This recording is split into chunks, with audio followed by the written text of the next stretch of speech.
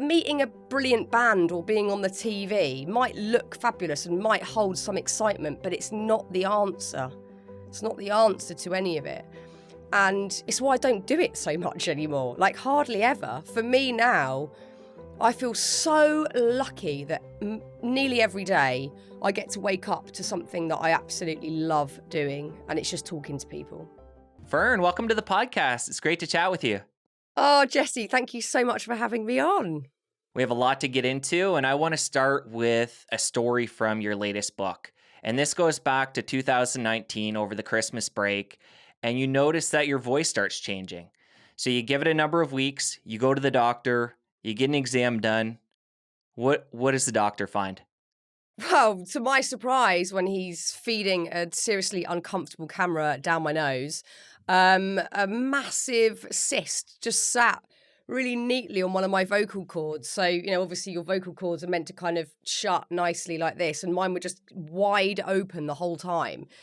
So whenever I was trying to do a podcast or a voiceover, that's literally all I do is talk for my job, it was just so raspy, but because there was just so much air coming out from that, huge gap that was being created by this cyst. So it was strange because I didn't feel necessarily worried or panicked. I just felt deeply curious as to why it was there. And that essentially inspired the whole book. Well, let's get further into why it was there. What was coming up for you as initial hypotheses that it could be, and what did it end up turning out to be? Well, Jesse, it was insanely clear from the start. I knew, like as soon as I got in the cab to go home from the hospital, I just knew. I was like, I know why this little thing is sat on my vocal cords. And I felt it over the years. Every time I haven't said what I've wanted to say, you quite literally swallow words down, and they're right there, like you're at times really close to saying what you want to say. And then, confidence gets in the way, or ego gets in the way, or past experience, means that you're just roadblocked. And it was just so clear to me. I didn't have to really mull over it too much. And then I started sort of looking into the throat chakra and, the sort of esoteric meaning behind that. And I just became quite fascinated by this amazing channel we have here. Like it's one of our main ways of communicating. Of course, there are lots of other ways that we can with body language and scent and all sorts of things. But for me, that felt like quite a big one that I was getting really wrong. So I just needed to explore that further. And do you think it was atypical, the fact that you were, maybe not expressing yourself or holding on to the truth a little bit? Do you think this is something atypical for you, or was it just kind of what we do as human beings? I think it's a bit of both, really. I think most people will have experienced it over the years in varying ways and to varying degrees. But I think we all do it. I think a lot of us are people pleasers, or if not, we're just scared to get it wrong. Or if not, we feel like we so desperately have to align with this persona that we've created. And if we step outside of that, people will query it or not know how to react to us. So I think there's a plethora of reasons why we do it, but I'm pretty sure most do or have at some point. Or, sometimes you say things, but you mean something entirely different. I don't think it's always about sort of silencing yourself. Sometimes it is a case of you're saying yes, but really in your gut, you're screaming no. And we've all been there. So it felt like a really urgent subject that I needed to look into for myself, but also knowing there'll be so many other people that will have felt like this.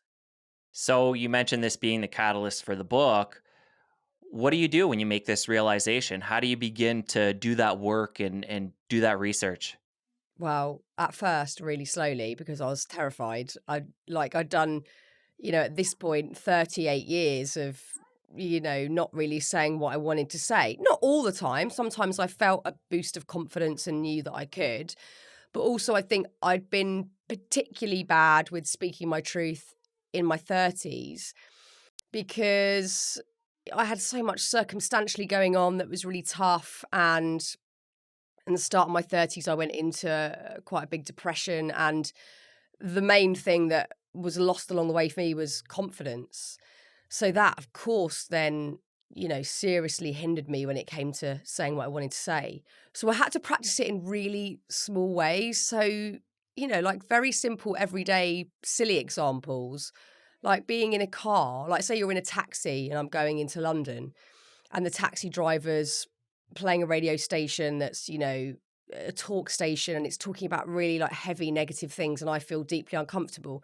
Normally I would never say a thing. I'd be like almost paralyzed. And it's ridiculous because I talk to for a living. I talk to a lot of people, and I talk to a lot of, really amazing people, which I find easier. But talking to someone that I don't know, who's like a lovely, unassuming cab driver, and saying I would like something different, I find that almost excruciating. So I had to really learn to flex that muscle. And at first I'd be like going bright red, like, excuse me, do you think it would be okay if maybe you could possibly maybe turn it down or even maybe off? I was full of excuses and apologies and all sorts. And I think I've got better at it, and I'm going to turn 40 this year, and I feel like it is a big pivotal moment, and it is a time to really look back at what I've learned and where I'm at, and I just think well, not everybody, but some people get it way before in their 20s or 30s. I just feel naturally more confident now in being me.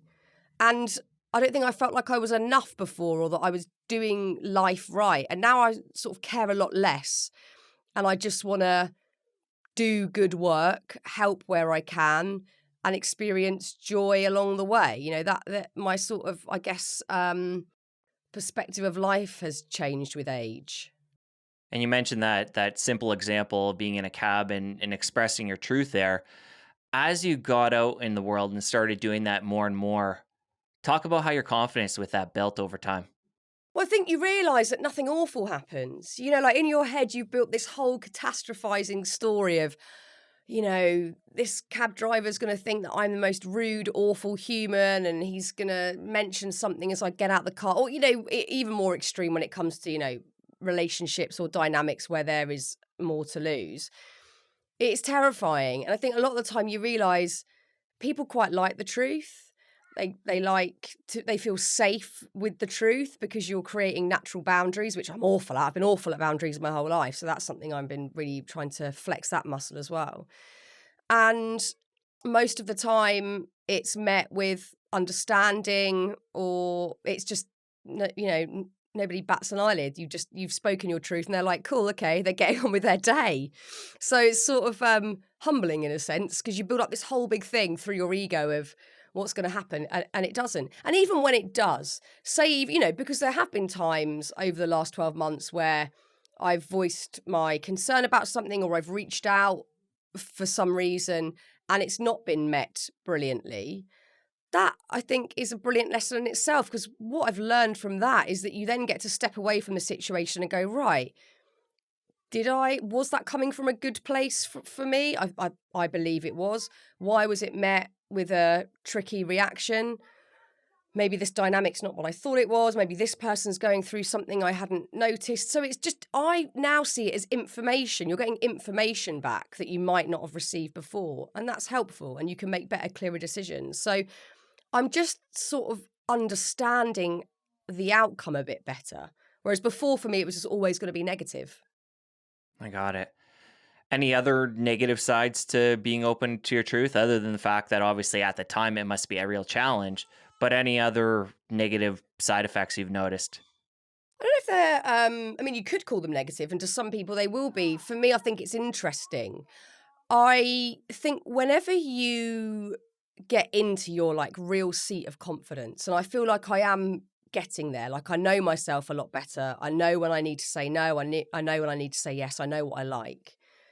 You're in quite a powerful position. And I don't mean that it's sort of attaching that to ego. I mean, you're aligned with your truth. So you know your route, you know what you want to do, you know where you want to go, who you want to be with. And I think some people don't like that. From being someone in the public eye in the UK, I've seen that if I'm talking about anxiety, depression, panic attacks, any of the things that I've experienced, people really resonate with that, which is a beautiful thing. You know, they find comfort in the fact that you've had a tough time, and I want to do that, and I want to continue to do that to help. But when you are honest about other stuff, whether it's that you're feeling really happy or that you might want to challenge something that you've seen because you're feeling particularly confident, sometimes that's not received quite as well because it can be triggering for other people who don't feel good. So I think you've just got to be ready for change in every sense. People around you might not like the way in which you're changing because you've gone from being the person that's the people pleaser or the person that can be leaned on or the person that always is responsible to what you truly want to be. And that might not work for everybody else, but it's more important that you've got to do it for you. Really think that, because otherwise you're just building tension and stress into your everyday and your physical body, which we've all experienced from not doing and saying what we believe is right for us. And that's no use to you or anyone else. We talked about the fact that it was 2019 that you had the incident with the vocal cord, and how that, opened you up to expressing yourself and being more open. But you did release your book Happy back in 2017, and that's where you started to talk openly in the public about your mental health challenges, your depression. So you'd already kind of begun to get that ball rolling. Actually, that not just begun, that's a big move. So take us back to 2017 and when you decided to reveal that quote unquote darker side of you, and what that was like and how you went about doing that. Well, it was kind of overwhelming because I knew that what I was doing wasn't working for me anymore. I knew that, I was extremely lucky. By this point, I'd already had a very long and amazing career in TV and radio that I'm eternally grateful for. But I think I started to realise that some bits of it weren't for me, and I wasn't coping well in that environment. And some of the things that had played out for me personally and privately, it was sort of too much, and I knew I needed to sort of just move into a new gear. And I guess the book was the sort of pivotal point because I'd been toying with the idea of writing something. And my publisher at the time said, would you like to write about happiness? Because I'd done a magazine article about it. And I was like, I'd love to. There's two ways I can do it. I can either carry on like I do with the article, talking around things, or I can go there. And I'm really nervous to go there. What do you think? And I just really gained a lot of confidence talking to the lovely team that worked on the book with me that it was kind of safe to do it. And I mean, it was still sort of terrifying because by that point, I'd been on TV since I was 15 and I was just a person on TV smiling all the time, talking about subjects that I loved and, fooling around and joking about. And that was all great. But I think I knew something had to change. And also I feel deeply passionate that there's this message that we need to get out there, especially to young people, that, especially with social media, looking at people on the TV or music stars or whoever it is that look all shiny and amazing and people are watching them and you're known, that somehow mitigates you experiencing pretty horrendous stuff. That can't negate death, loss, confusion, out of the blue, awful things happening to you. It just can't. And I think that there's still this myth that exists that, oh, it's all right for you, you've got it all sorted. And I'm not looking for sympathy. I'm not looking to go, oh, poor you, That's not it.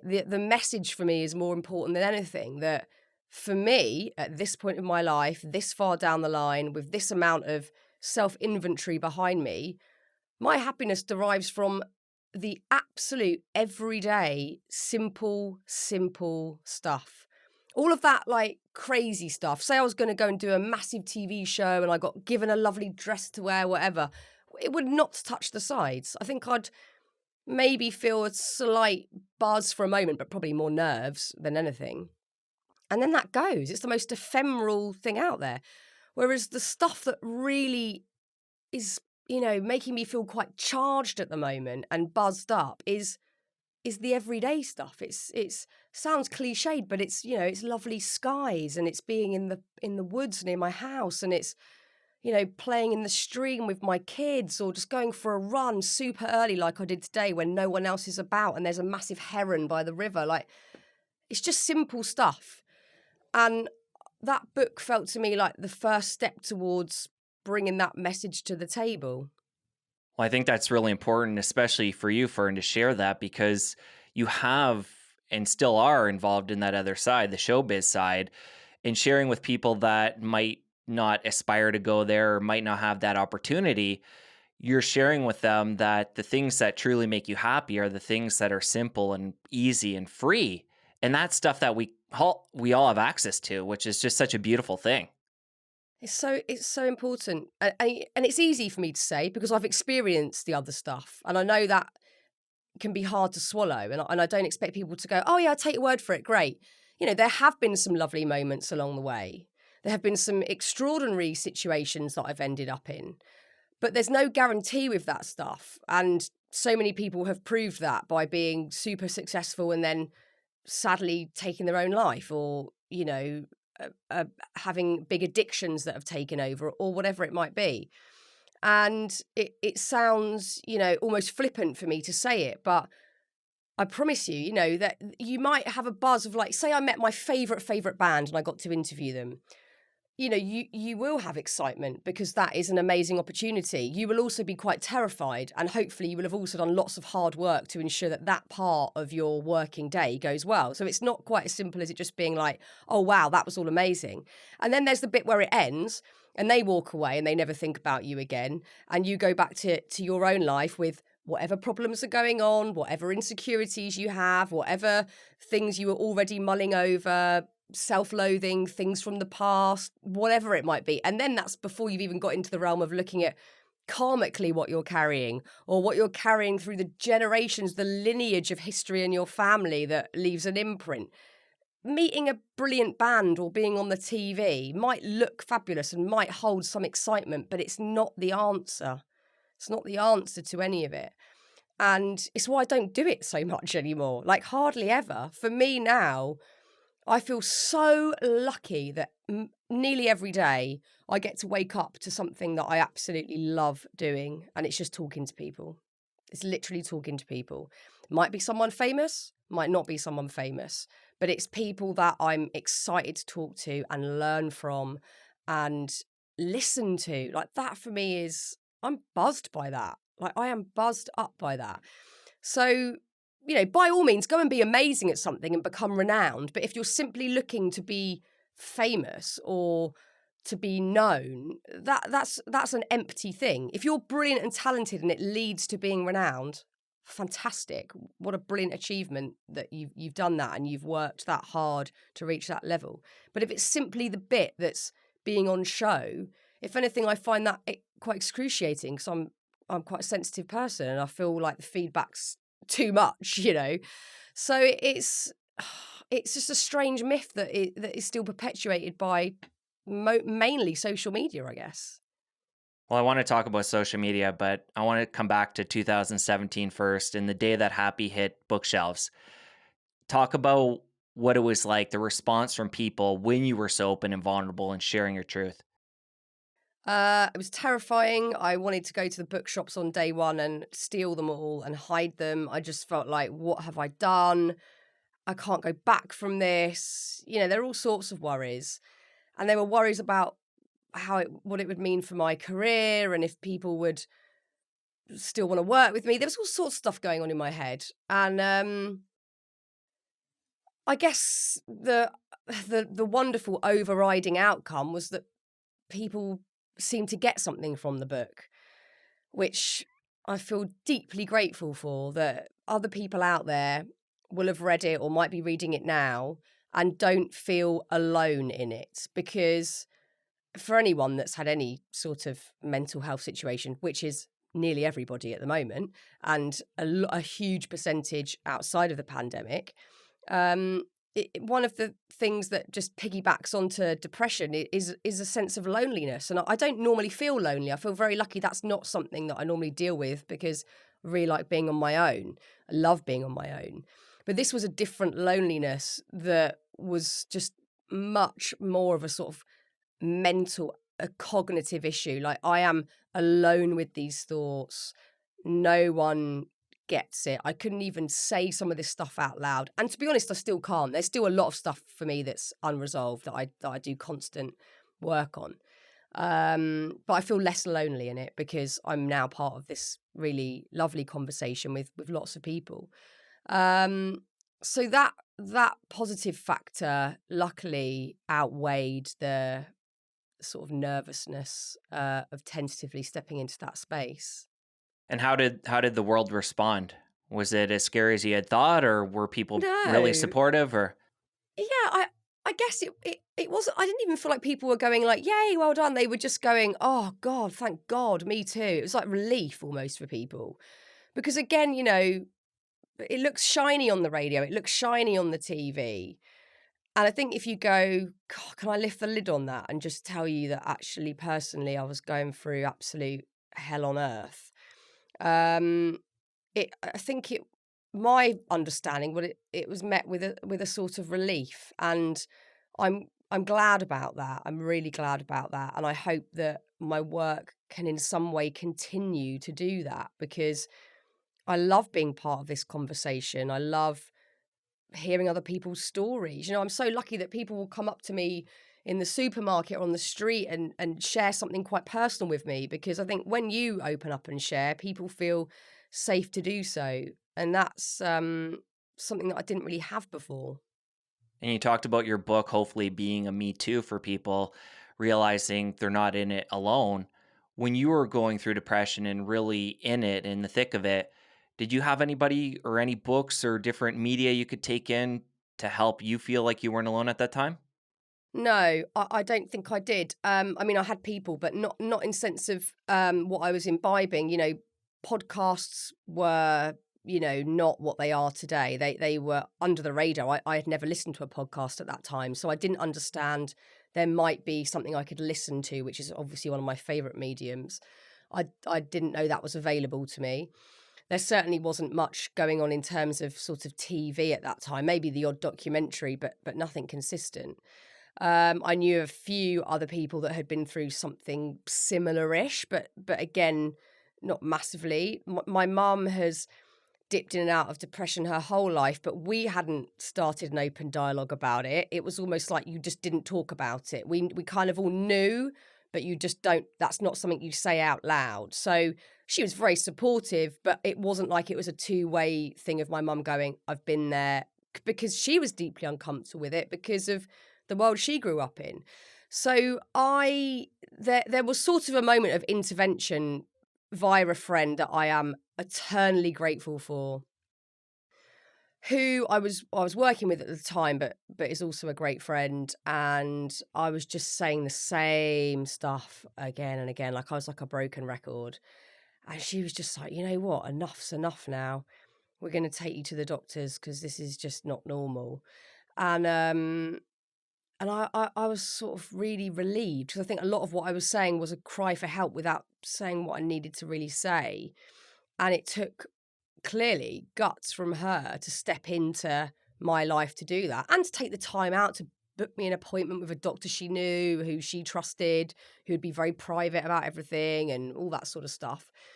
I was very, very lucky that she stepped in to do that. And I guess it was the start of a very, very long road to getting to where I'm at today, which is in a totally different mindset. And I mean, it's taken like 10 years, and that's fine, but I feel really only in the last few months that I've started to move into a new phase of life. And I'm not exaggerating. It's not like 10 years have been bleak, but I was somewhere vibrating down here, like my confidence was so shot, and it meant having to change my whole career and lots of other things in my life.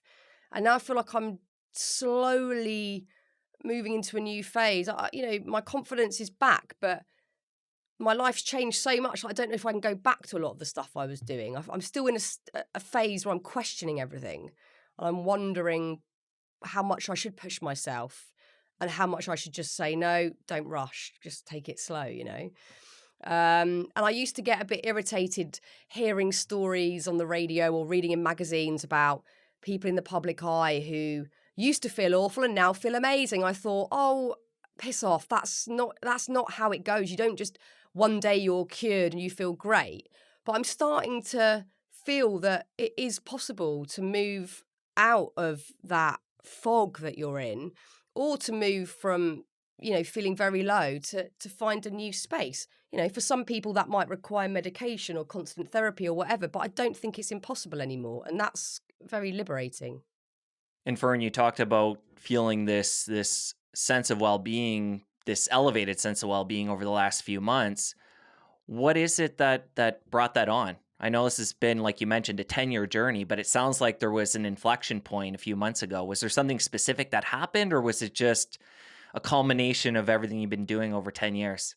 So it's definitely a culmination that's come into fruition because I'm writing a new book that has sort of just changed my life. And again, that sounds ridiculously theatrical, but it has. And it's a book about spirituality. It's something that I've always been very interested in. It's something I was sort of brought up around because my mum's always thought outside the box and introduced lots of stuff like that to us growing up. But I've been interviewing all of these amazing, interesting people from all over the world about, different ways to connect with something that's bigger than us, spirit, whatever that energy, you can call it whatever you want. I'm not into naming or defining or saying, oh, my way's right, your way's wrong. I'm not interested in that. But whatever you sense is that thing that is like, it can be outside of us and inside of us, that whole thing, and how we look at nurturing that part of us that, we know about mental health now. We still got a lot to learn. We know about physical health, don't drink too much, don't smoke, do some exercise, eat well. But what about that other bit, the soul, again, whatever terminology you want to use around it, how do we look after that? So this has just become my absolute obsession, being a bit of a nerd. I dive into things fully and learning so much in such a condensed time and talking to so many incredible people. Something just lifted. And you know what? I feel like the last thing that needed to really change was this negative inner voice that I've had so subconsciously on a subterranean level that I barely recognized it as existing. But it's been the driving force, and it's been this voice of, you don't deserve certain things. You don't deserve to feel truly happy. You don't deserve to get to that next stage you want to get to, or whatever thing it is in life. I've had this thing I didn't deserve. And it's held me back a lot. And that might sound annoying for me to say that, because I've been very lucky to achieve a certain amount of stuff. But it's on a sort of a deeper, more personal level that I know I've been holding myself back from leaning into like good things. And I'm not saying like I've nailed it, but I'm getting it, like I'm understanding it, and I'm aware of that voice, and I'm excited to challenge it and to rewrite some of this story I have about myself that I think is so, written into my DNA. It's not, I can change it. And I really hope that this book gives other people that freedom, but also the curiosity, like, God, what is stopping me from connecting with like all this gorgeousness that's out there? It's available to all of us. The sky, the stars, thinking of us floating around on a ball in space, this is for everybody. What is stopping us from tapping into it? And of course, there are amazing indigenous tribes all around the world still doing that. That's how they live. That's their everyday. But I think in the Western modern world, we've just disconnected from all of it. And we've got to be quick. We've got to be on our phones. We've got to, keep up with the pace, achieve, do whatever, and at quite a big cost. So I think writing this book, and something powerful about writing stuff down, it's really unlocked something in me, and I just feel quite excited about it. I'm excited about it too. Can you get a bit granular with us what that is? Some of the practical tools you're using to help get in and listen to that voice and begin to change it? Yeah, I mean, if I'm sort of book specific and think about the things that I've been writing about, I mean, there are so many. I'll give you one example that's really interesting, and it's something just to go away and Google and look into. Have you heard of the Enneagram? I've heard of it, yes. So I literally hadn't heard of it until I started writing this book, and then 4 people mentioned it within about 2 weeks, and I was like, I have to dig a bit deeper on this one, and I found this amazing expert called Robert Holden who knows all about the Enneagram, and I just got so interested in it, and it essentially teaches you about the, I guess, archetype that you fit into. There's numbers 1 to 9. And it's not just like some random personality test. It's, seriously historic, esoteric, amazing, like the oldest sort of self-awareness tool out there. And it pinpoints what's holding you back from doing that thing I've just talked about, from that connection. So when you start to learn about your archetype, you go, I know what I'm doing. Like, you look at yourself from the outside. Oh, I'm doing it again. I'm doing that thing again. I'm doing that annoying thing that I always do that stops me from connecting with other people, connecting with myself, connecting with nature, connecting with that bigger thing. So that's been really game changing. But I cover lots of different subjects in it, whether it's looking at just talking about energy. Like, when do we talk about energy in our everyday lives, but everything is energy? And we just sort of poo-poo it like, no. Like, I've got my laptop, I've got my phone, I'm cool. I don't need to talk about energy. And it's like, energy is everything.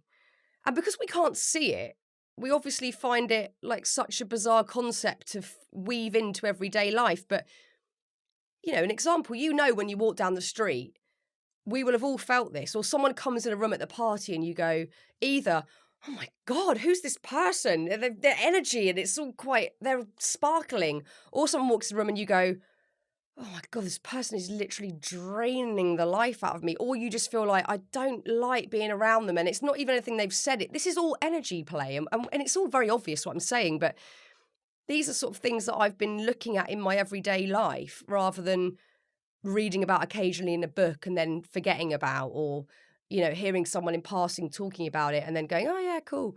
I'm sort of trying to be aware of all of this stuff, in the name of the book, but also because I can now see it's really helping me out, and I hope that I can continue that when I've stopped writing it. It might be one really long edit so I can just like keep in that mindset, but yeah, it's been such an interesting process.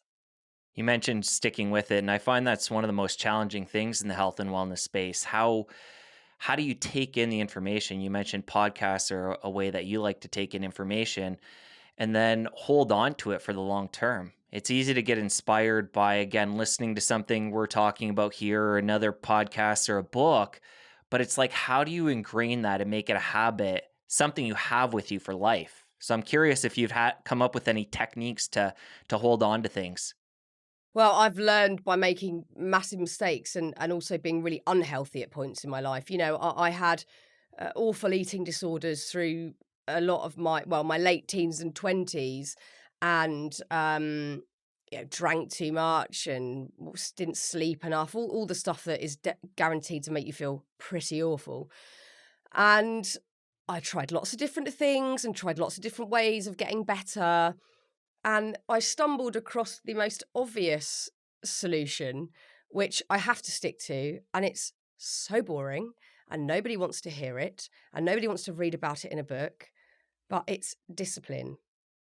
And if I'm not disciplined with myself, like I'm a sort of child and I'm telling myself what to do, I know where I'm headed. I know where I'm going. I'm going to spiral. I'm going to go into self-loathing. I'm going to lash out at other people. I'm going to be useless with my family life. I'm going to be awful at work. It's that quick for me. So I have to go to bed very early every night. I rarely go out. If I see friends, which I love doing, 'cause that's also, of course, very important for health. It's in the day, for a walk, for lunch, something that I know is going to suit me. And I eat very well. I cook every day. And I have to exercise every day, even if it's just a walk.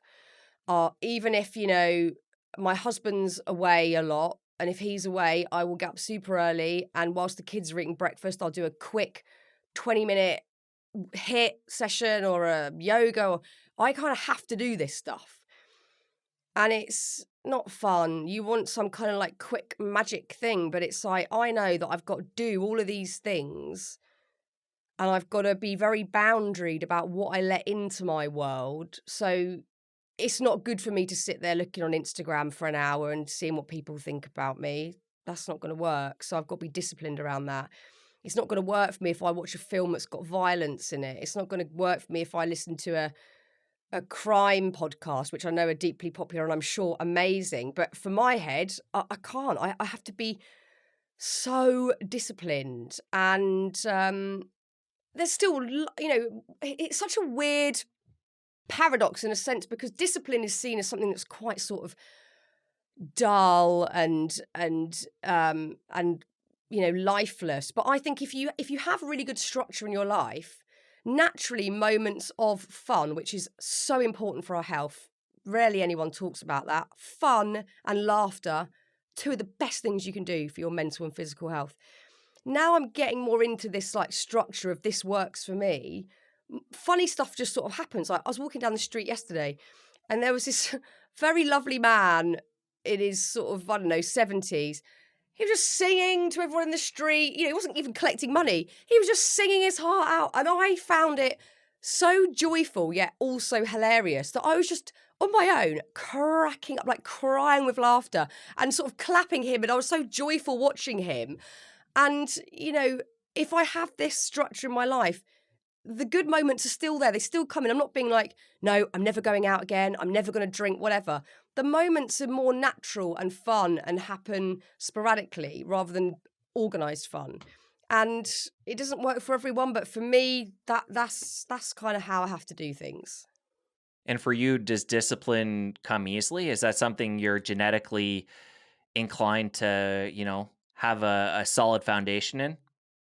I think so. And I'm pretty very lucky in that respect that I'm quite nerdy. When I like something, I have hyper focus. I won't think of anything else. I become absolutely obsessed. My son is exactly the same. It's unbelievable how similar we are. If he doesn't like something, it's literally impossible. And I'm kind of the same. If I'm not interested, it doesn't exist to me. But if I'm interested, I'm bang on it. So I know this works for me. So I've got to take interest. And also, I grew up in a really hard-working household. Both my parents worked incredibly hard when I was a kid. My dad only retired last year. He was a sign writer his whole life. My mum had 4 jobs all through my childhood. I would watch her go out the door, do a cleaning job, come back, go and work as a dental nurse, come back, go and deliver some packages for a clothing company. It was like relentless. So that observation of hard work was just there. So I feel very lucky that was just by osmosis. I kind of could see that if you worked hard, then I'd say, oh, we get to go on a camping holiday. That's because they've obviously been working nonstop and doing all this stuff so that we as kids got to have a lovely time. And, I'm very grateful for that now. Probably wasn't as a kid, but I really respect that. And I think that I just know that discipline for me, I'm not the sort of person who could have a week off of it and still feel okay. Some people can be like so chilled about it and they'll be on a health kick and then not so much and it's fine. But it just doesn't work for me. I feel like I'm too delicately strung together to deal with that sort of thing. I've got to be quite structured about it. And you talked about being disciplined when it came to exercise, diet. You gave a number of examples there. But are you equally disciplined when it comes to putting those breaks into your schedule and slowing down and creating that time for self-care? No.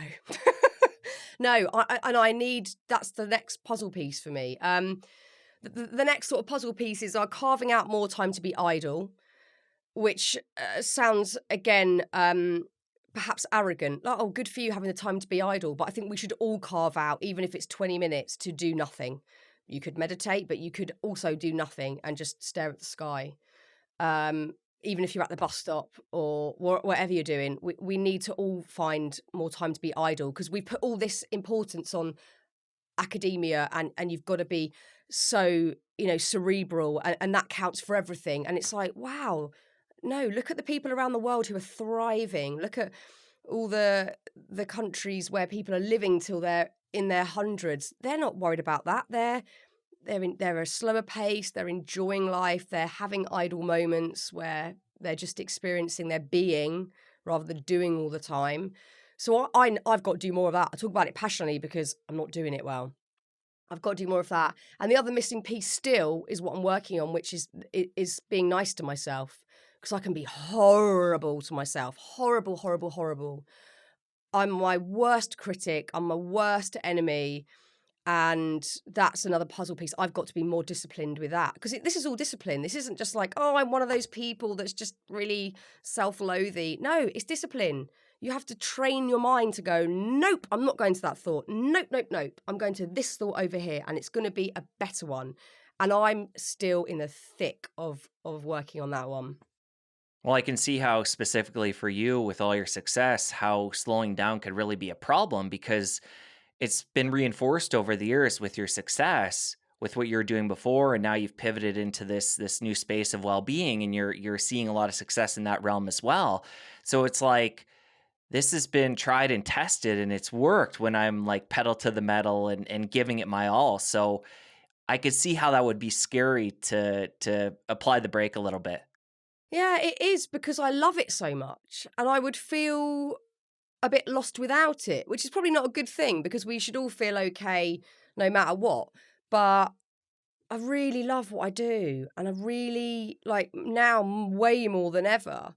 And I feel excited in the morning. Like, I wake up naturally really early, and my husband's like, what is wrong with you? Like, try and lie in a bit. I literally can't, because I feel so lucky that I might be doing a podcast. I might be doing some writing. I might be interviewing someone for the book, or whatever it is that I'm doing that, just is charging me up. And, none of it's particularly fancy or showbiz. I mean, at the moment, I've been at home for a year doing it all from home. To me, it's even more exciting. I'm getting to connect with people all over the world like you. That probably wasn't possible 2 years ago.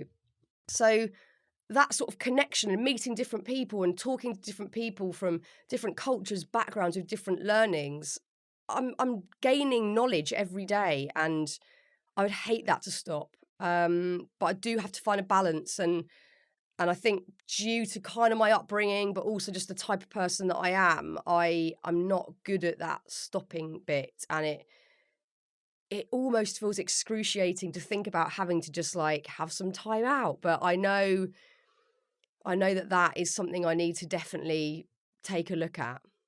Well, it's interesting hearing you talk about it. I'm very much the same way, where I love what I do. I'm charged up to get up every day and prepare to, I get to read books like yours and have chats with people like you, which is just such a thrill for me. And it can be hard to slow down because I just love it so much. So I can totally relate with you, and I'm working on that constantly myself as well.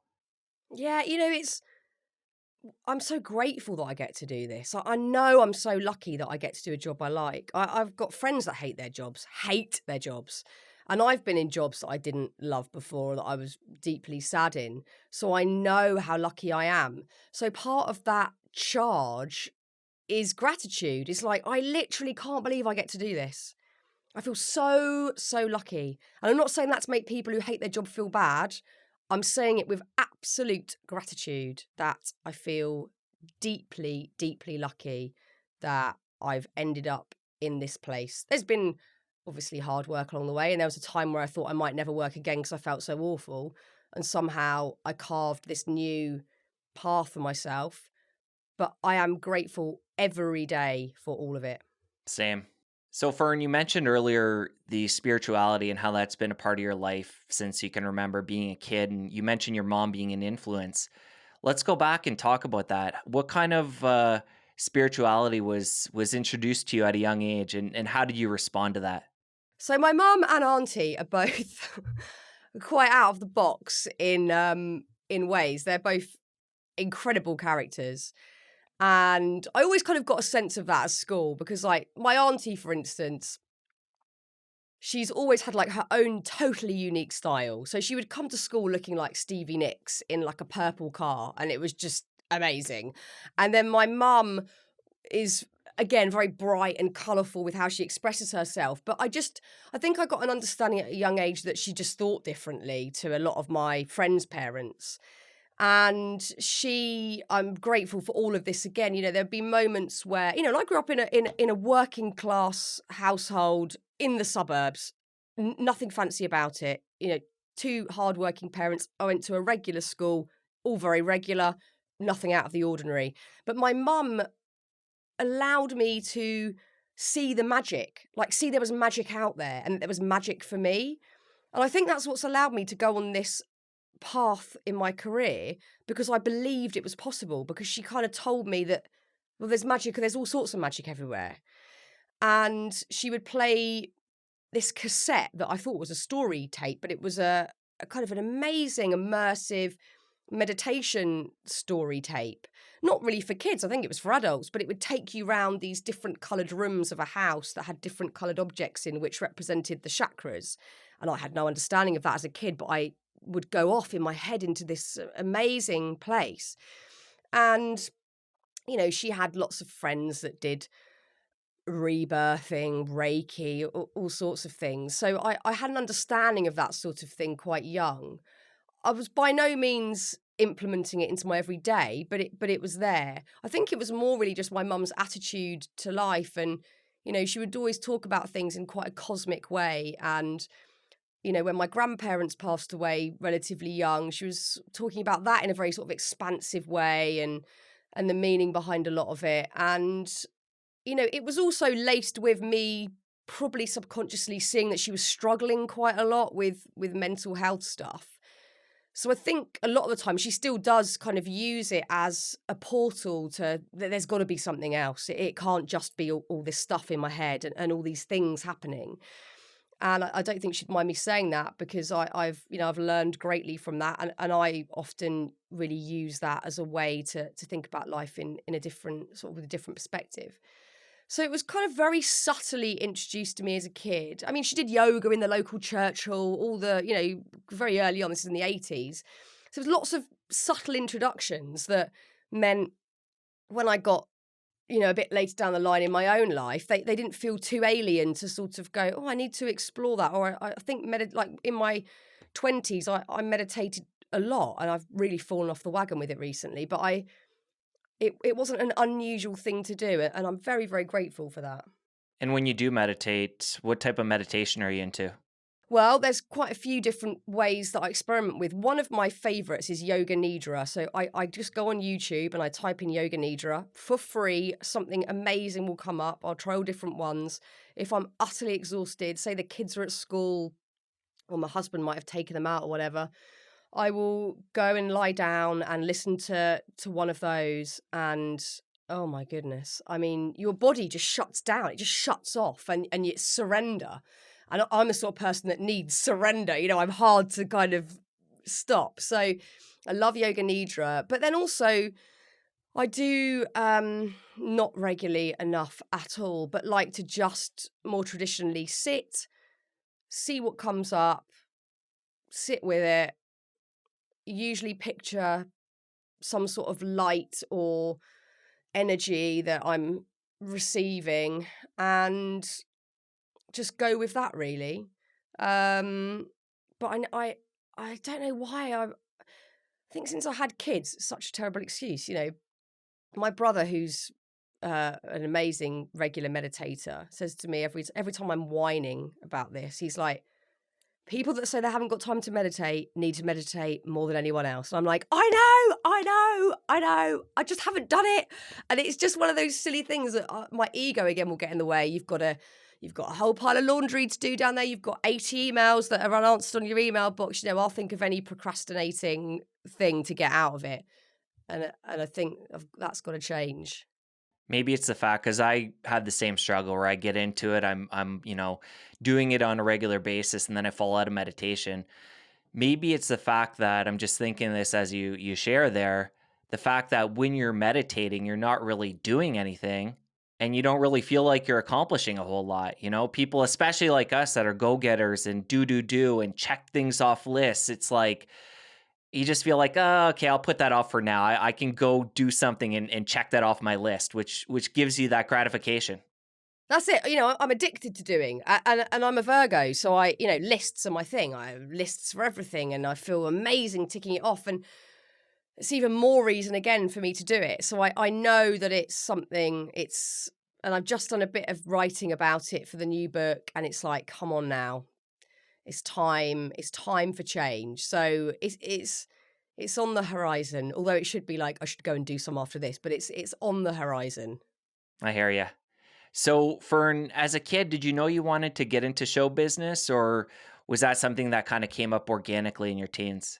Oh no, I absolutely I knew I wanted to be a dancer at first because I did ballet and all sorts from a really young age. Again, just in like the local church, or it wasn't a fancy school or a full-time school. It was an after-school club, but I loved it, and I just loved the whole sort of theatrical element, and it just felt like freedom. And when I got to 12, I went to another new local dance school that had just opened that was run by super young people who were all doing West End shows, and it was called Soul. It was amazing. It's still going today. And I made this new amazing group of friends, and we were obsessed with dancing and drama classes. So I would go as many times as I could after school. I'd go all day Saturday. It was my everything. And I wasn't necessarily academic. I probably could have been a little bit more, but I just wasn't interested. I just thought, if I'm really honest, just thought it's so boring. And I want something that feels exciting. I was just wanting excitement. And I was a big dreamer, fantasizing about all the amazing things that were going on in the world at that point that I wasn't involved in because I was sat in this like grey building school. And to me, being a dancer, or a little later down the line, I wanted to be an actress. That just seemed to me like excitement. And that's all I wanted. I don't think I had any idea of what fame meant at that point or what the job itself entailed. It just looked exciting. So it was quite early on that I was like, that's what I want to do. And at 15, when you got your first TV gig, how was that for you? And how did your friends and family respond to that? Oh my God, it was amazing. I won't play it down at all. I was a regular kid in a regular school, in a regular little town where not much happened. And the next thing, it's like, oh my God, I'm doing that thing that I've just dreamed of and obsessed about. And I'm there, I'm doing it. And I was obviously doing it really badly, but I was doing it. And it was remarkable. And obviously my parents were so chuffed that I was doing something that I wanted to do. They're very, very cool about that. They weren't like, no, you need to finish school first. They were like, you love doing this, do it. Like, I'm very lucky in that respect. And, none of my family came from an academic background. My brother was the first person to go to university in the family. It wasn't the done thing. So they were like, knock yourself out. And my friends were all amazing. There was, difficulties at school because all of a sudden I'm the odd kid. I'm not only the odd kid, I'm just such an easy target because, you've got the girls in the year above who are quite cool and they're a bit more sophisticated. And they're just a bit like, who do you think you are? Who do you think you are on TV? And I got a lot of hell for that year of school. And I really hated it. And I really didn't want to go in. And luckily, my job meant at the time I missed usually 2 days of school a week anyway. So I wasn't there that much. But that was a little bit uncomfortable at the time, just because it was like, oh, I can't be bothered to go through that again today. I can't be bothered to have to deal with this same stuff being said to me. But look, I'm lucky that it didn't go far and it hasn't impacted me in any sense. And I hold no grudges or anger or anything towards that part of my life. It was just a very natural reaction in a very regular school to something quite unusual happening, I guess. And earlier in our conversation, you talked about having an eating disorder for a period of time. Do you think that was related to being on TV, being in the spotlight? And at what age did that begin? I'm pretty sure that it was completely related to what I was doing. I remember really specifically being on kids TV, which I did every weekend, this live TV show. And at the time, I was a very sort of regular sized 15-year-old. And, you know, you've got chubby cheeks and you've got a fleshy belly because your hormones are all kicking in. And I was eating a ton of crap at that point, because another thing that was weird and amazing doing the job was there's free food everywhere. I couldn't believe it. I was like, they go, "Well, do you want, there's some sweets and crisps over there." And I'll be like, "Well, I just take it." "Yeah, you go for it." So I'm like, you know, I'm eating all of it because I just couldn't believe it was for free. And but I was a perfectly normal, regular looking teenager. But all of a sudden, I was thrust into this world where there were these tiny, tiny pop stars who I'm sitting next to every week, who did not look like me, and who didn't look like the girls at my school. They were, you know, at that point in the 90s, obviously pop was huge, and all the pop stars were the record companies were throwing everything at them. So they were styled within an inch of their lives. They were in the gym every day. You know, it was a real sort of pop program. They were all in almost. It wasn't that literal, but it kind of looked like that. And I just felt, I guess it was the first time I thought, oh God, is that like, I guess it was a feeling of, is there something wrong with me that I don't fit in? I don't feel like them. And maybe I don't feel like them because I don't look like them. I think it was a subconscious connection. And I felt like that for probably about 4 years without changing anything. I've always been into exercise, that because I'd always danced, so I didn't need to do that anymore. But I didn't stop eating the crap I was eating. I just sort of thought, it's still free, I'm still going to eat it. But it was really when I got to sort of 19, 20. I don't know what age it was exactly. It must have been 19, 20, that the sort of self-destruction started. And my eating disorder was bulimia, and I only felt ready to sort of talk about that. I think it was last year or the year before. I found it sort of, I sort of blocked it from my mind and almost believed that it hadn't happened. It was a really strange situation, but I felt like, you know, again, I hope that talking about this stuff helps people. There's no point in me just rabbiting on if it's not going to be useful. And I felt like this could be useful. And, you know, I got myself into a terrible mess with that, and a terrible cycle of doing it and feeling really quite awful from doing it. And, yeah, that kind of rumbled on through my 20s. It was really quite extreme in my early 20s. And then it wasn't in my sort of mid to late 20s. It was more a sort of SOS moment. Oh my God, I'm going through something awful. And that was my release. But in my early 20s, it was every day. It was all day, every day at times.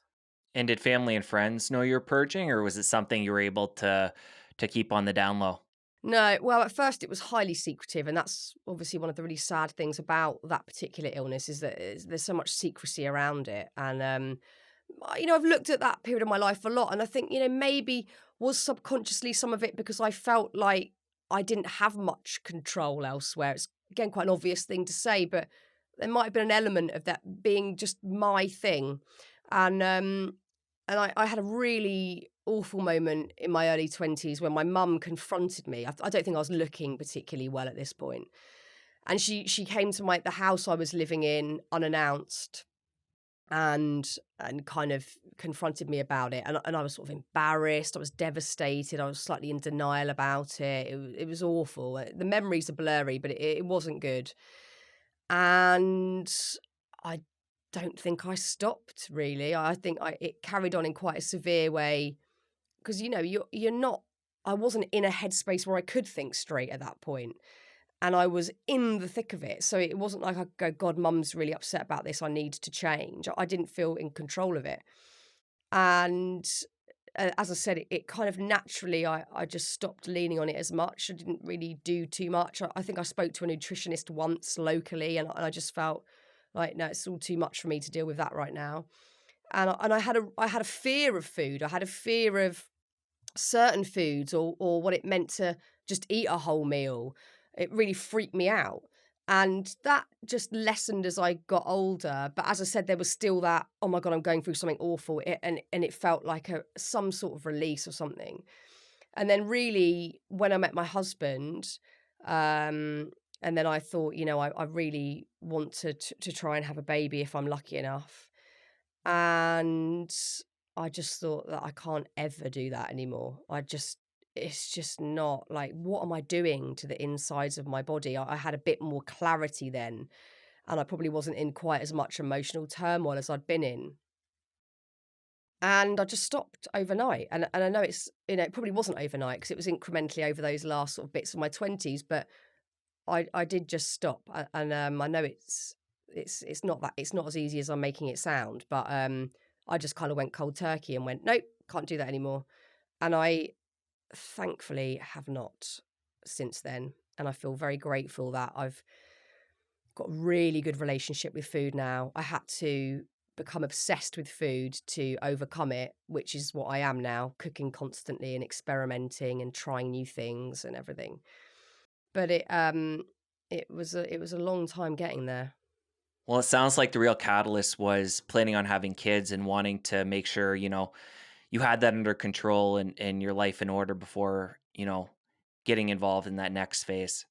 Yeah, I just knew that it was a next phase. It was exactly that, and I was worried about what I was doing to myself. I started to get a bit. I think as you get older, you do just get naturally not necessarily more fearful, but more acutely aware that you can't take your health for granted. And often, if you've been lucky enough to have a life without illness, in your 20s, you are reckless because you think, I'm going to live forever. I'm invincible. I'm going to drink everything I want. I'm going to stay up all night. You don't care.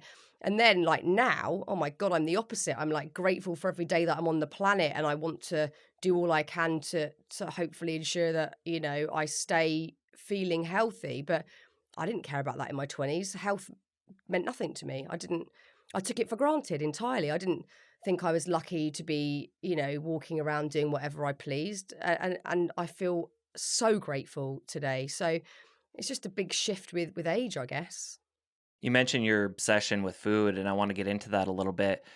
The way I understand it, you were a vegetarian since you were a kid, maybe your teens, so you can clarify that.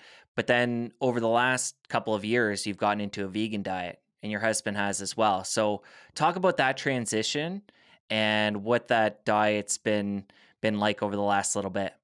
It's been great. So yeah, I've been vegetarian since I was 11, and me and my mum just sort of made the decision one day. We'd watched a documentary about live transportation and went, okay, that's us done. No more meat. And that felt, relatively easy at the time.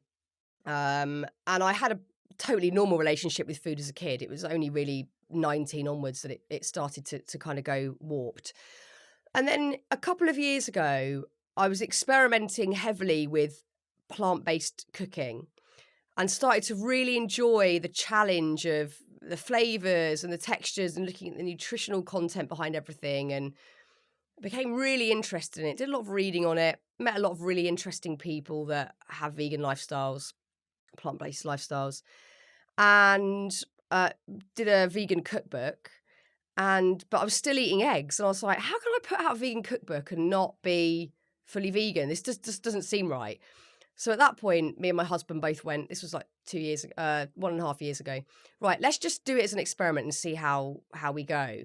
And Jesse, my husband, also with the same name, is like once he's doing something, he's doing it. And I thought, he'll last 2 weeks. He's more passionate about it than I am. He's constantly like looking for new ideas, new ways of cooking things. And I just feel really good on it. I know it's not for everyone. But for, again, this point in my life where I want to not only feel good, but I'm also deeply conscious about the impact that I'm having on the planet, and often feel full of shame and guilt that I'm still not doing as much as I could be. I feel like at least I know I'm helping in some ways with that. My kids aren't vegan. I want them to make that decision for themselves. So I do cook them meat, and I want them to come to that conclusion whenever they do, if they do. If not, no judgment. They do whatever they want. But for me and Jesse, it feels really good, and I'm really enjoying it. And I don't know, it's a common, I don't think it's ever one thing. Like, I think having a plant-based diet, making sure that I'm disciplined with all this stuff, going to bed early, now in a phase of my career that I love, I've got more energy. I don't think it's ever one thing, but it definitely contributes to feeling good. That's great. So happy for you guys. And can you take me through what a typical day of eating might look like? Or are you guys Yeah. are you into intermittent fasting at all? Do you ever skip breakfast or No. no? Okay, talk about what you'd eat I in a I day. don't think I could. I think because of my past, I just have to be so careful with fasting, and those things just might not work for me, or could kind of trigger me to getting unhealthy relationships again with food. I know it works brilliantly for some people, but I try it. So I get up, I have a very strong coffee, which I would never give up. I'm not interested in a caffeine-free life. Thank you very much. I love every sip of it. And then I usually try and do some sort of movement before I eat. So a quick workout, quick run, nothing major, like 20 minutes. Come back. I make me and Jessie this amazing smoothie, which sounds gross, but it's really good, with oat milk, dates, bananas, blocks of frozen spinach.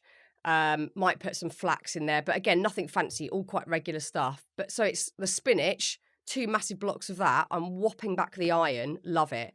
And then we'll have porridge, granola. We might make vegan pancakes, like whatever it is after that. I like an open sandwich with like peanut butter, bananas, something like that. Then for lunch, I make a lot of really good soups usually for lunch. So I made yesterday, but I ate today a beetroot soup that I made with beetroot, miso, and chickpeas and stock. It's quite easy. I like making soups because it's just easy.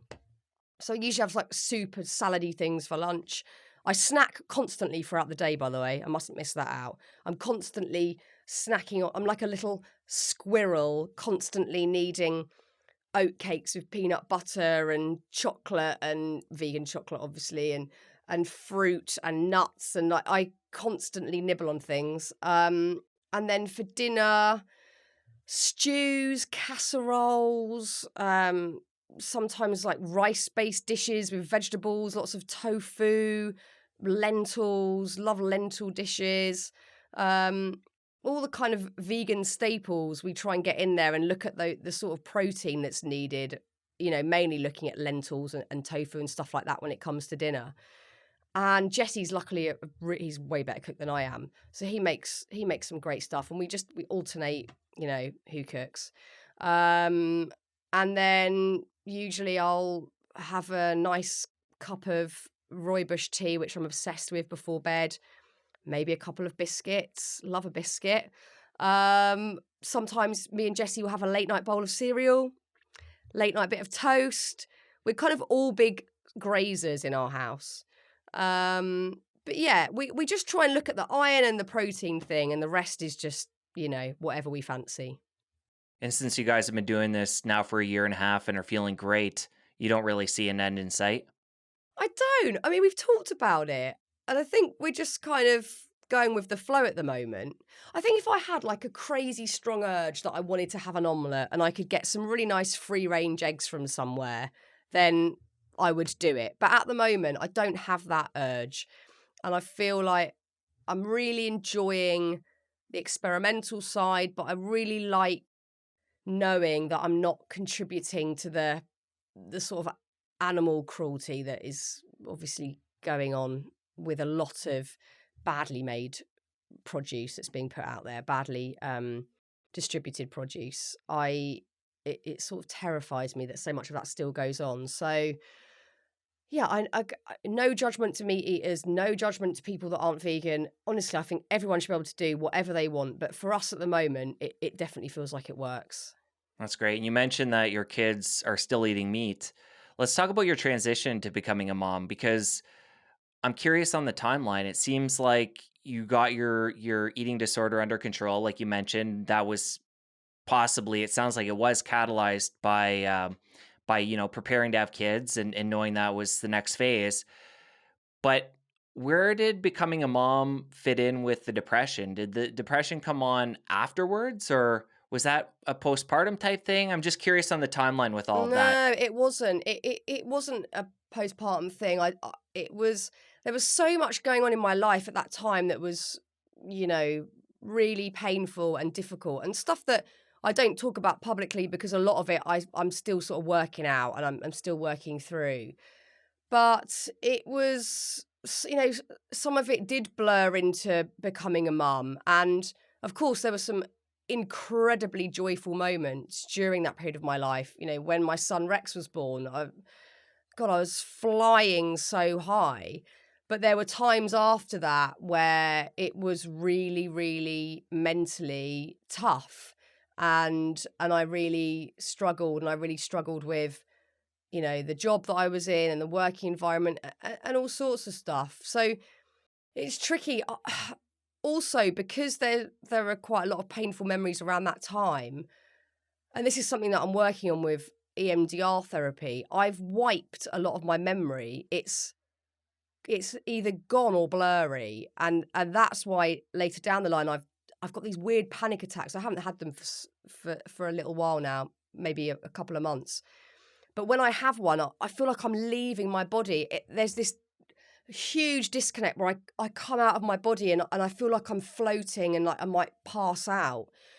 And through the research that I'm doing and also talking to a brilliant therapist that I feel extremely lucky that I have access to someone like that, because I know that not everybody does, and it's a massive shame that that's the case. But I'm understanding why I have that, and it's because I've got this disassociation with certain parts of my life that I've just disregarded. I've just let it go. No, that's not me. That's not my life. And I can see the physical impact that that's had.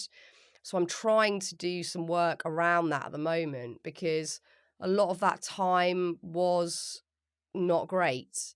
And big highs, having a beautiful boy, but then also all around that, before, during, and after, lots of really not good times.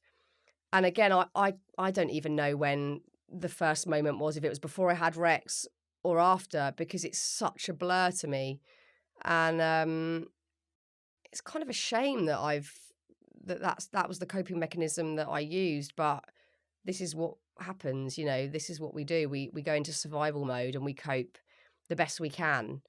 And if it's blocking out parts of your life to survive, you're going to do it. So now I'm in a stronger position, and I'm in a place where I feel I can do the work. I'm giving it a go. It's not easy, but I don't want to have that feeling that I'm leaving my body. I hate it. It's the pits.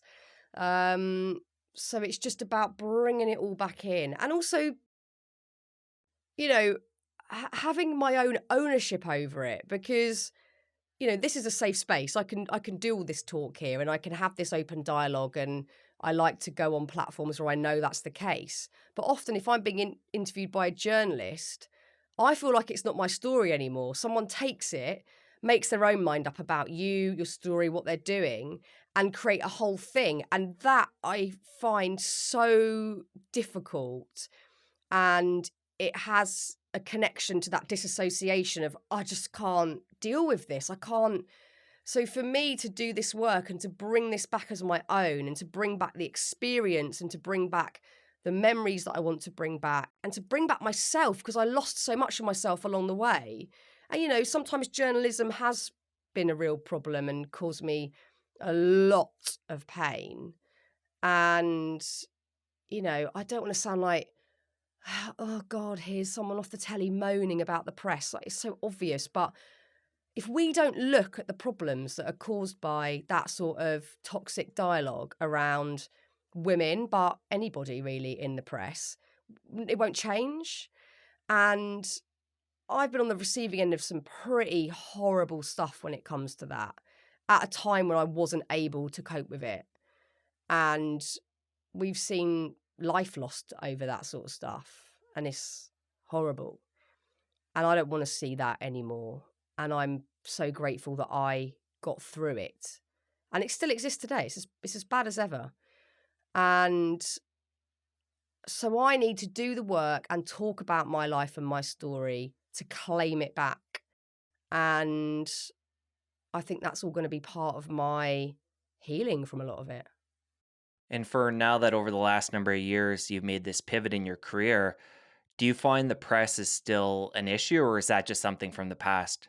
No, I think I'm almost too boring now, which is just the best thing ever. I don't do anything remotely exciting. You know, they used to sort of chase me in cars and track down what was going on in my private life. And now, what am I doing? I'm hoovering up a bagel that's been ground into my rug in the front room an hour ago. And then I'm running out because we didn't buy cat food that our elderly cat needs to eat from a specific pet shop.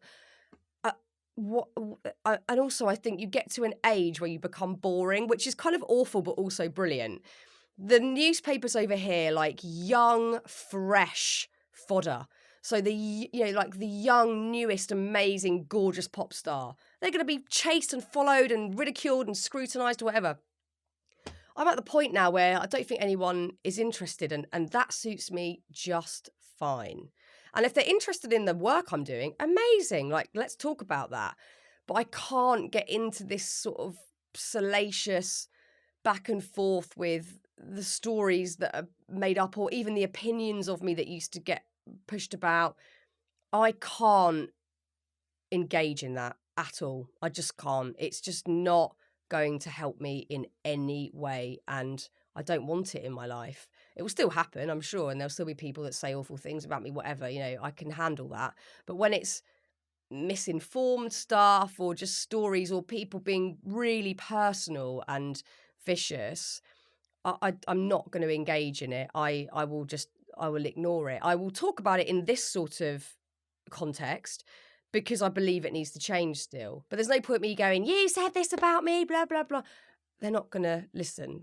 That's not where the change is. The change is so much deeper than that. I don't even know where it begins. But it's, for me personally, it's been about just keeping my own life small and quiet and very, regular everyday stuff, and then just focusing on my main two things, which are family and work.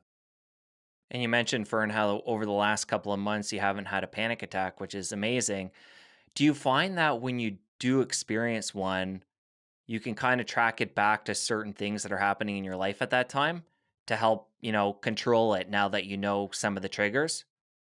It weirdly, it looks like I'm having a panic attack because of the thing that's going on, but it's not. It's always the stuff in the past.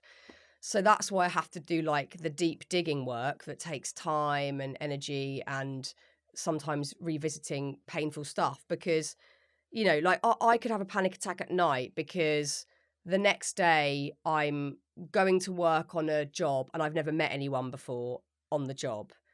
And I know intellectually I can do the job. I know that they'll probably all be lovely and I know that I'll be nice to them. But it's deeper, it's physical. There's this big disconnect and it's all to do with that. I think many things for all of us out there, whether it's panic attacks or when we start to feel insecure, paranoid, whatever, it's rarely the thing that's happening in the moment. It's so rarely the thing that's happening that you think it is. It's why when someone's horrible to you, you can usually go, I know this isn't about me. This is about your past. And you're just using me to get it out. I think it's the same in so many situations. It's eons of shit piled up that is not been dealt with and that needs to be looked at. And it's why people lash out. It's why people say toxic things on the internet. It's why people are triggered by certain things. It's not the thing, it's the stuff back there. So in the moment, I might go, oh God, I feel like I'm worried about meeting these people tomorrow at work, but I just know it's not. And so I have to surrender and go, I'll just have a panic attack then. It's just go on then, bring it on. And, like not to name drop too heavily, but when I interviewed Deepak Chopra, I asked him, because I was using it as a personal therapy session, what do you do when you're having a panic attack? And he went, you don't resist it. As soon as you start going, no, I'm not, what can I do? I need to breathe. What can I do to make this go away? It will just make it persist. What you resist persists. So his thing was just, welcome it and let it happen. And then usually it dissipates naturally. So not every time, but that is one way to, I think, help reduce them somewhat. That's great advice. And I'm curious, you mentioned before the lifestyle factors, things like sleep and diet, exercise. Do you find that when you're on point with those, it can help with your mental health and things like the panic attacks? Not the panic attacks, but my general state. Like, say someone did say something horrible about me on the internet, or a friend, said something that I felt wasn't warranted. If I hadn't been doing all the regular discipline stuff, I would really react badly to all of that, and I would probably say something awful. I would probably get myself into a massive mess. So I think it helps the everyday stuff. But I do think there's this really important distinction between mental health and mental illness. And when it comes to looking at not even more severe problems, but things that, like fall under the categories of depression, anxiety, OCD, eating disorders, whatever, I think you need help. And that's why we have so many problems at the moment in the world, because there isn't enough help that is accessible to everyone for free or for a very, reasonable price. So you can't rely on doing a bit of yoga, doing your breath work, having your spinach in the morning. It's not going to touch the sides when you're dealing with mental illness. That's when you need help. And we need to establish a stronger system in this country that gives people that access when it's needed rather than when it's too late. And I think it's why people's backs get up in this country when well-being is thrown about too frivolously, because they think that's not going to help me. And they're probably right if they're really having a tough time. If it's about everyday maintenance and prevention, oh my God, do all the wellness stuff you can. Go outside and have walks in nature, eat brilliantly, do your breath work, do meditation, whatever. It's all free stuff. Have the discipline and the structure in the day. But when it comes to mental illness, you can do that stuff and it will probably help alongside getting some proper support. I think it's really important that distinction is sort of made. Right. That makes sense. And Fearne, I really appreciate the work you're doing in the world, your honesty, your vulnerability. You're just doing such important work, and I'm just so happy to see, things heading in such a great direction for you. And I really appreciate you coming on the show and just sharing so much. And I want people to get a copy of your latest book, Speak Your Truth. And I'm excited to see this next book. It sounds like it's going to be incredible. Do we have a release date for the next book? It depends how much I get a move on. I reckon it'll probably be early next year. That's what my publishers want anyway. So about a year apart then from your previous book. Yeah, exactly. Maybe like a little bit later than that. But it's on track. It's all going well. And thank you for giving me the time and the space to chat. This is what I love doing is connecting with other people that like talking about this stuff. And hopefully, talking to listeners that might be going through or have been through the same thing, so they don't feel alone or crappy about it. You don't need to lump that onto feeling awful, is feeling alone and ostracized. So I hope that it's helped in some way. I'm sure it has. Such an important message. And Fearne, hopefully we can do this again when the new book comes out. And wishing you all the best. Thank you. Thank you, Jesse. Bye, Fearne.